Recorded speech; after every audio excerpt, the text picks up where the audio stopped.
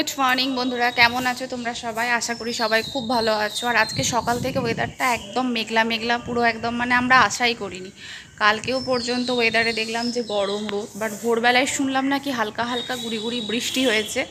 তো যেই জন্য ওয়েদারটা একদম সানি সানি হয়ে গেছে। তো এখন ঘড়িতে বাজে প্রায় 11:30। বা নিচে যা যা কাজ ছিল সেগুলো সেরে এখন এসেছি ছাদে জামা কাপড় তুলতে। তো এত সুন্দর ওয়েদারটা, মানে পুরো সেই বর্ষাকালে প্রচুর বৃষ্টি হওয়ার পর যে একটা ঠান্ডা বাতাস, মানে রেমালের ঝড় যে অন্য জায়গায় হয়েছে, বৃষ্টি হয়েছে, আমাদের এখানে তো কিছুই হয়নি, বাট হালকা ঝড়টা শুধু হয়েছিল।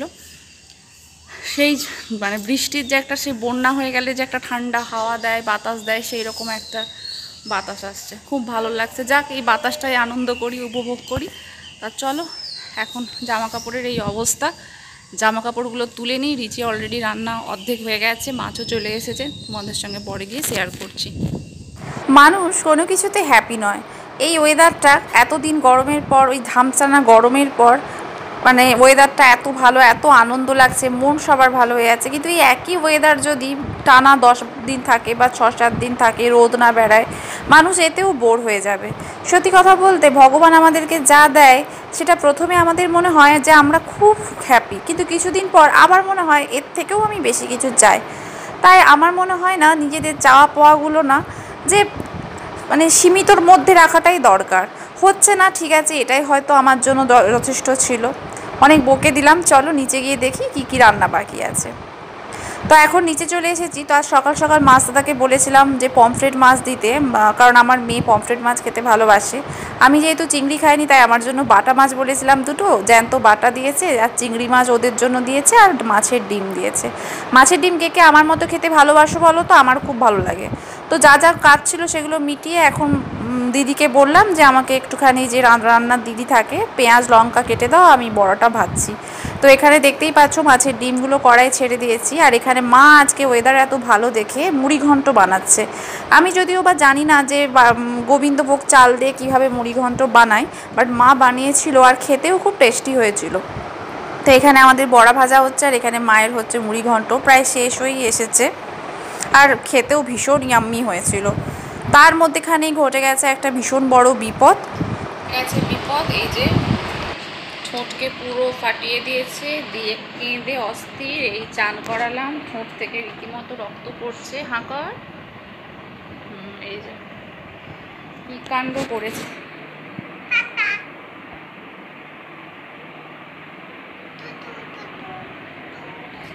সব পেন্সিল বক্স নিয়ে, সব নিয়ে এখন খেলতে বসেছে, কালার নিয়ে, টিফিন বক্স নিয়ে।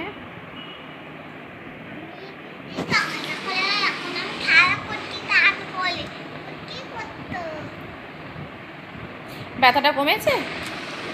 খেলো, হ্যাঁ।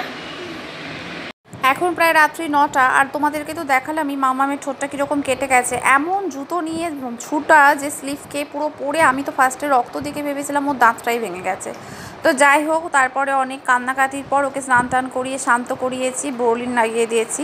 আর এখন ঘড়িতে বাজে 9টা। ওকে ডান্স ক্লাসে নিয়ে গিয়েছিলাম, বাট আজকে ডান্স ক্লাস হয়নি, তাই ওর মামবাড়ি গিয়েছিলাম। আর ফেরার পথে ওর বাবা নিয়েছে আইসক্রিম, আর আমি বাড়িতে এসে বানালাম চা আমার জন্য আর ওর বাবার জন্য। ওখানে চা বলেছিল খেতে, কিন্তু চা খাওয়া হয়নি, মাজা খেয়েছি। তাই বাড়িতে এসে মনটা চা করলো। তাই ভাবলাম তোমাদের কার কার এই রোল বিস্কিট খেতে ভালো লাগে বলো তো? আমার তো ভীষণ ভালো লাগে। আর এখন দেখতে পাচ্ছ হাতে একটা ব্যাগ ঝুলছে, সেটা এসছে রাত্রের ডিনার। থার্সডে রাত্রিবেলায় বাইরে থেকে খাবারটা আসে, তো ওই জন্য হাজব্যান্ডকে মা বললো যে যা গিয়ে বাইরে থেকে খাবার আন, বাড়িতে আমরা রুটি করে নেব। তো বাড়িতে বাচ্চার খাবার আর রুটি হয়ে গেল। আর এই যে আমাদের বাইরের আজকে ডিনার, ফ্রেঞ্চ ফ্রাই, তার সাথে ড্রাই চিলি চিকেন। তো এই ছিল আজকে সারাটা দিন আমাদের, এইভাবেই কেটে গেল। আনন্দ, দুঃখ, খুব ভয়, সমস্ত কিছু নিয়ে। দুঃখ বলতে মাম্মামের ওই ঠোঁট ফাটাটা নিয়েই দুঃখ। তো চলো এখন রাত্রে ডিনারটা করে নিই। ডিনার করতে করতে তোমাদের সকলকে জানাই গুড নাইট। আর তোমাদের দিনটা আজকে কেমন গেছে অবশ্যই আমাকে জানিও। আশা করি প্রত্যেকেরই ভালো কেটেছে। আর যদি তোমাদের ভিডিওটা ভালো লাগে থাকে, ছেড়ে যাওয়ার আগে অবশ্যই একটা লাইক করে দিও, আর চ্যানেলের পাশে থেকেও সাবস্ক্রাইব করতে কিন্তু ভুলবে না। তো এখন আমরা ডিনারটা করে নিই, মাকে দিয়ে দিয়েছি। আর এখানে বাবা আর তন্ময়ের জন্য খাবার রেখে দিয়েছি চাপা। তো ওরা যখন আসবে, মানে আসবে বলতে বাড়িতেই আছে, বাট ওরা যখন খাবার তখনই খায়, অনেক রাত্রে খায়। তো চলো আজকের ভিডিওটা এখানেই এন্ড করলাম।